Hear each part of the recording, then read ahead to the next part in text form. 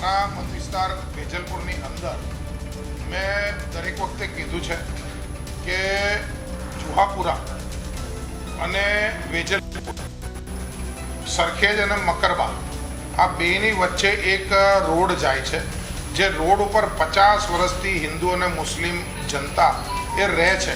કોઈ એકબીજાના કોઈ બી એરિયાને એન્ક્રોચ કરવાનો પ્રયત્ન નથી કરતા, પરંતુ હમણાં હિન્દુ વિસ્તારની અંદર જે મકરબા અને વેજલપુરની પાસે આવેલો છે ત્યાં લગભગ ઘણા બધા પ્લોટો જે ખાલી છે એ ખાલી પ્લોટ ઉપર સુનિયોજિત રીતે ફ્લેટો બનાવવાનું, નફો જે વિકાસ છે એમાંથી રળી લેવાનો, જે માનસિકતાના કારણે આખો એરિયા અશાંત બને, બંને કોમો આમને સામને આવી જાય, લોકો પોતાની મિલકતો પાણીના ભાવે વેચવા આવતા 10 વર્ષની અંદર મજબૂર બની જાય, એ દિશાની અંદર જે પ્રયાસ થયો છે. મેં વારંવાર દરેક કલેક્ટર કમિશનરની કચેરીની અંદર આ સંકલનની અંદર મેં આનો વિરોધ કર્યો છે. જે ત્યાં આગળ પામ જુમેરા હોય, પટેલ ટ્રાવેલ્સવાળું જે બિલ્ડિંગ હતું, જે પણ હવે અશાંતને બાજુમાં મૂકી ત્યાં કોઈ પણ મેળાપીપાણા નીચે એની અશાંતની પરમિશન લઈ લીધી છે. હકીકતમાં હવે વિવાદિત થઈ ગઈ, હવે એ તકરારી થઈને બંધ થઈ છે.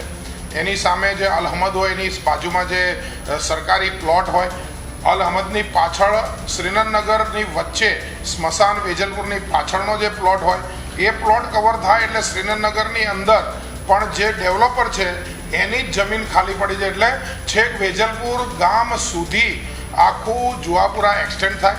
જે રીતે ત્યાંથી ઓર્કિડ વુડ કરીને ફ્લેટ છે, એ ઓર્કિડ વુડ ફ્લેટ જે રેલવેના પાટા સુધી આવેલો છે, તો એ પાટાની અંદર પણ 9મા માળે ફ્લેટ ખરીદીને ત્યાં પણ આજુબાજુમાં જે ઓફર આપવાનો, તો જે આખો મત વિસ્તાર છેક પાટા સુધી આવતા 10-15 વર્ષની અંદર એ જુહાપુરા એક્સટેન્શન થઈ જાય. આ દિશાની અંદર એક સુનિયોજિત જે ડેવલપમેન્ટ થઈ રહ્યું છે, આને લોકલ ધારાસભ્ય તરીકે રોકવા માટે લગભગ 2 વર્ષથી મારો પ્રયત્ન છે. આજે અશાંત ધારા સંદર્ભે જ્યારે એની રજૂઆત થઈ ત્યારે મેં પણ આ મારા એરિયાની વાત મૂકી છે. ત્યારે બોલતા હતા ત્યારે કોંગ્રેસના નેતા બોલતા હતા કે આ અમુક લોકોની સંકુચિત માનસિકતા છે.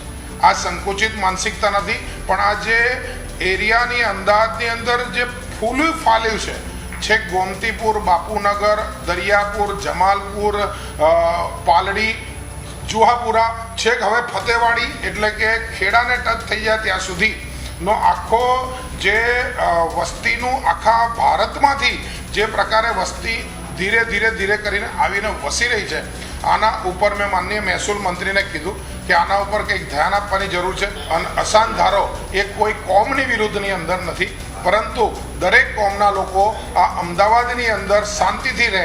અશાંતનો ફૂલ ફોર્મ થાય છે અમદાવાદ શાંત. અમદાવાદ શાંત 1991 જ્યારથી કાયદો આવ્યો છે ત્યારથી અમદાવાદ શાંત છે. આ કાયદો હટાવી અને અમદાવાદને અશાંત કરવાનું જે કાવતરું છે એને કોઈ સંજોગની અંદર ભાજપની સરકાર બર નહીં આવવા દે, એટલું આની અંદર બહુ સ્પષ્ટ જે મનસા છે એ મનસા વિધાનસભામાં જ્યારે બીજા સભ્યો પણ ચર્ચા કરતા ત્યારે ચર્ચા થઈ છે. અમારી તમામ માહિતીથી અપડેટ રહેવા માટે જોડાયેલા રહો S9 ન્યૂઝ સાથે.